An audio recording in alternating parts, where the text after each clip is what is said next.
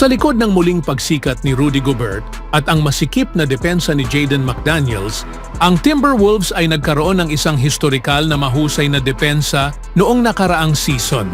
Ang team ni Chris Finch ay nagbigay ng 2.2 mas kaunting puntos per 100 possessions kumpara sa second place na Boston. Ayon kay John Schumann ng NBA.com, ito ang ikatlong pinakamalaking agwat sa pagitan ng numbers 1 and 2 mula noong 1996. Ang depensang ito ang nagdala ng unang tagumpay ng Minnesota sa playoff series sa loob ng 20 taon. Ngunit nahirapan sila laban sa Dallas Mavericks na humawak kay Anthony Edwards sa 40% shooting sa paint. Pinilit siyang magpasa sa 46% ng kanyang mga drive at hinamon ang kanyang mga kakampi na talunin sila, ngunit hindi nila nagawa. Umiskor lamang ang Minnesota ng 112.1 points per 100 possessions laban sa Dallas na magiging ika-24 sa offensive efficiency kung sa regular season. Ibang klase ang kompetisyon sa West. Sinabi ni Timberwolves President Tim Connelly kay Darren Wolfson ng KSTP-TV. Isang shot lang, isang pagkakataon. Kung sino ang malusog, maraming bagay ang nakadepende sa matchups at kalusugan. Pero ang gusto lang namin ay manatiling kasama sa mga nangungunang team. Ang trade ni Karl Anthony Towns, na ikalawang pinakamataas na scorer ng Minnesota noong nakaraang season, ay ginagawang mas kapanapanabik ang kanilang sitwasyon. Makakatulong ba ang pagkuha kina Julius Randle at Donte DiVincenzo sa Minnesota upang manatili sa malaking mesa ngayong season? Ang positibong pananaw ay batay sa dalawang paniniwala.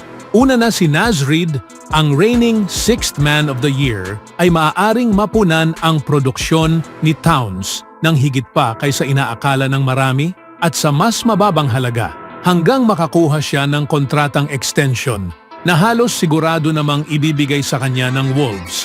Ngunit mas mababa pa rin kaysa sa kikitain ni Towns sa kanyang Supermax deal. Pangalawa na ang pangunahing kailangan ng Wolves ay mas maraming shot creation. Isang player bukod kay Edwards na kayang durugin ang depensa at lumikha ng magagandang plays. Iyan ang dahilan kung bakit nag-trade si Connelly ng ilang mahalagang future picks para makuha si Rob Dillingham mula Kentucky.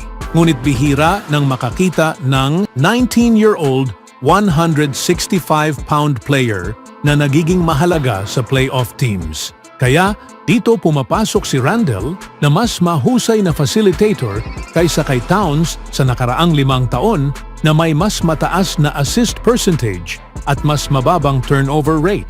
Bagamat paminsan-minsan ay napapasok pa rin ni Randle ang sarili sa mga solid na depensa gamit ang kanyang spin move. Napatunayan niyang mas mahusay siya sa pag-dribble, pag-draw ng tulong at pag-setup ng mga kakampi. Simula noong pandemya, 4 lang na players ang may higit pang assist sa corner 3-pointers kaysa kay Randle. Sina Luka Doncic, Trae Young, Giannis Antetokounmpo at Nikola Jokic. Ang huling bagay na kailangan ng Minnesota ay mas maraming pag-unlad mula kay Edwards na nagpakita ng malaking progreso bilang playmaker noong nakaraang season patungo sa kanyang unang All-NBA selection. Siya marahil ang pinakadirektang daan ng team patungo sa top 10 offense na tutulong sa kanilang manatili sa malaking mesa. May tsansa ang Wolves kung magpakita ng pag-unlad si Edwards, kung magagawa ni Finch na pagsamahin si Gobert at Randle ng mas mabilis kaysa kina Rudy at Towns, kung magiging maayos ang performance ni Conley at DiVincenzo, kung mag-step up si McDaniels at kung mas mababawasan nila ang turnovers, 2 sunod na bottom 10 finish sa turnover rate habang mas pabilis sila sa laro. Pero tila napakaraming kung na kailangan mangyari, hindi ba? Isa pang malaking tanong, kung hindi sapat ang mga bagay na iyon na pumabor sa Wolves, baka sila'y muling nasa labas na lamang. Iniisip kong na-miss na nila ang kanilang pinakamagandang pagkakataon matapos i-trade ang isang cornerstone player para iwasan ang second apron at makatipid sa luxury tax. Tunog ng hindi komportabling posisyon kahit saang mesa man sila umupo. Ano sa tingin niyo mga kaibigan? Sa ibang balita naman, nagsalita ang head coach ng Warriors na si Steve Kerr sa mga miyembro ng NBA media mula sa Warriors training camp sa Hawaii tungkol sa kanyang roster, three-point shooting at kung sino ang kailangang pumunan sa pagkawala ng matagal ng player ng Warriors na si Klay Thompson. Ibinahagi ni Coach Kerr ang kanyang mga inaasahan para sa uri ng team na kanyang inaasahan at kung ano ang nakikita niya sa kanyang mga player ngayong paparating na ang bagong season. Inilatag ni Steve Kerr ang kahalagahan ng shooting sa isang media scrum. Kasalukuyang nasa Hawaii, si Kerr kasama si Warriors star Steph Curry at ang buong team bilang paghahanda para sa kanilang preseason game laban sa LA Clippers. Siguro, hindi talaga sila nagbabakasyon pero ang pag-spend ng preseason sa Aloha State ay hindi masamang deal. Alam ni Coach Kerr na kakailanganin niya ng malaking produksyon mula sa iba pang mga player ngayong season. Isang aspeto na partikular niyang binigyang diin ay ang three-point shooting. Nakipag-usap si Kerr sa media pagkatapos ng practice sa Cannon Activities Center ng Brigham Young Hawaii sa North Shore ng Oahu. Binigyang linaw niya ang kanyang mga inaasahan sa shooting mula sa ilang players at tinalakay rin ang pagpapalit sa posisyong dating hinawakan ni Thompson. Gusto ko si Wiggins na mag-shoot ng 6 o 7 na three-pointers kada laro. Gusto ko si Podziemski, gusto ko si Moody, gusto ko si Melton. Gusto kong maging high-volume three-point shooting team. Sa tingin ko mahalaga iyon para sa amin. Patuloy na tinalakay ni Kerr ang pagpupuno sa produksyon na dating dala ni Thompson. At ang malaking pagbabago, alam mo, ay wala na si Klay, di ba? Noong nakaraang taon, ika-4 tayo sa liga sa three-point attempts. Pero si Klay ay malamang may 8 o 10 shots kada laro. Kaya kailangang punan ang puwang na iyon at manggagaling iyon mula sa iba't ibang tao. Kapag nawalan ka ng player tulad ni Thompson na may kakayahang mag-shoot ng magagandang tres at nagdadala ng continuity, familiarity at tiwala tulad ng kanyang ginawa sa Golden State, kailangang magpatupad ng mga tamang adjustment. Ito ang sitwasyon na kinalalagyan ni Coach Kerr ngayon. Siyempre, nandyan pa rin si Curry.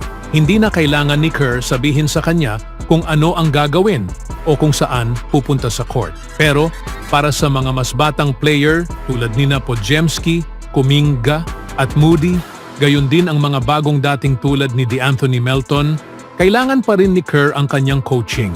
Sa pagkawala ni Thompson, magiging tungkulin ni Curry na pamunuan ng team.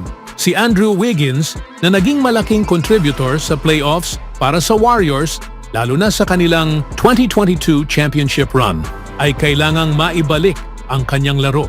Ang nakaraang season ay hindi naging maganda para kay Wiggins. Dala ng mga problemang on and off the court. Para naman sa mga role players, nag-upgrade ang Warriors ng kanilang depth ngayong season na pinili ito kaysa sa pag-sign ng malaking free agent o malakihang trade. Kung paano maglalaro ang mga galaw na ito sa off-season para kay Coach Kerr ay hindi pa nakikita. Mananatiling dedikado si Coach Kerr sa pagpapatuloy ng mantra ng Warriors bilang isang high-volume three-point shooting team ngayong taon. Ang kanilang tagumpay sa labas ng arc ay maaaring maging susi upang manatiling kompetitibo ang Warriors. Gagawin ni Curry ang kanyang parte, walang duda tungkol doon. Gayunpaman, ang pangkalahatang tagumpay ng team ng Golden State ay dedepende sa kakayahan ng ibang mga player na patuloy na ipasok ang kanilang mga shots. Kung hindi ito magtagumpay, sino ang nakakaalam kung saan hahantong sina Coach Kerr at ang Warriors sa bandang huli ng season? Ano ang masasabi niyo mga kaibigan?